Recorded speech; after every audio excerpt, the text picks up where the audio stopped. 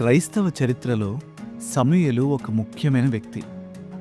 ఇశ్రాయేలు దేశం గొప్ప మార్పుల దిశగా అడుగులు వేస్తున్న కాలంలో అతడు జీవించాడు. అతడు న్యాయాధిపతులలో చివరివాడు, ప్రవక్తలలో మొదటివాడు. అంతేకాదు, ఆయన ఒక యాజకుడు, ఒక సైన్యానికి నాయకుడు, ఒక దీర్ఘదర్శి, రాజుకు సలహాదారుడు, ఒక తండ్రి కూడా. అతని నాయకత్వాన్ని ఒకే ఒక్క పదంతో నిర్వచించవచ్చు: విధేయత.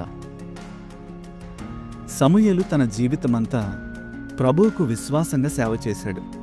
కానీ ఆయన వృద్ధాప్యంలో ప్రజలు తమను పరిపాలించేందుకు ఒక రాజు కావాలంటూ గొడవ చేయడం ప్రారంభించారు. ఇశ్రాయేలు దేశానికి రాజు అవసరం లేదని ప్రవక్తకు తెలుసు. అయినా దేవుడు సౌలును వారి కొత్త నాయకుడిగా నియమించమని చెప్పినప్పుడు ఆయన విధేయుడిగా ఉన్నాడు. కొన్నిసార్లు మనం అత్యధికంగా కోరుకునే విషయం దేవుడు సిద్ధం చేసిన ఆశీర్వాదం ముందు అతి స్వల్పమైనదని ప్రభువు మనకు తెలిసేలా చేస్తాడు. కానీ రాజుగా సౌలు విశ్వాసం కంటే విజయంలోనే ఎక్కువ ఆసక్తి చూపించాడు. అందుకే దేవుడు వినయ విధేయతలు కలిగిన సమూయేలు ద్వారా అతని పాలన ఎక్కువ కాలం నిలవదని అతనికి తెలియజేశాడు.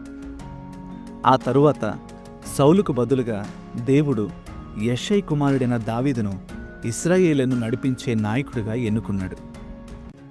సౌలు ఇంకా సింహాసనంలో ఉండగా దావీదును దేవుడు ఎన్నుకున్నవాడిగా అభిషేకించడం సమూయేలుకు చాలా ప్రమాదకరమైన పని. సౌలుకు భిన్నంగా సమూయేలు తనకు పేరు సంపాదించుకోవడం కన్నా దేవుణ్ణి గౌరవించడంలోనే ఎక్కువ ఆసక్తి చూపించాడు. తన పరిస్థితులు ఎలా ఉన్నా సమూయేలు ఎల్లప్పుడూ స్థిరమైన విధేయతను కనపరిచాడు. బైబిల్ ఇన్ఫ్లుయెన్సర్స్ అనే సిరీస్ మీకు ఆశీర్వాదకరంగా ఉంటే మా ఈ ప్రయత్నానికి లైక్, షేర్ అండ్ సబ్స్క్రైబ్ చేసి మమ్మల్ని ప్రోత్సహించండి. మరొక కొత్త బైబిల్ ఇన్ఫ్లుయెన్సర్తో మీ ముందుకు వస్తాం. Until then, God bless you.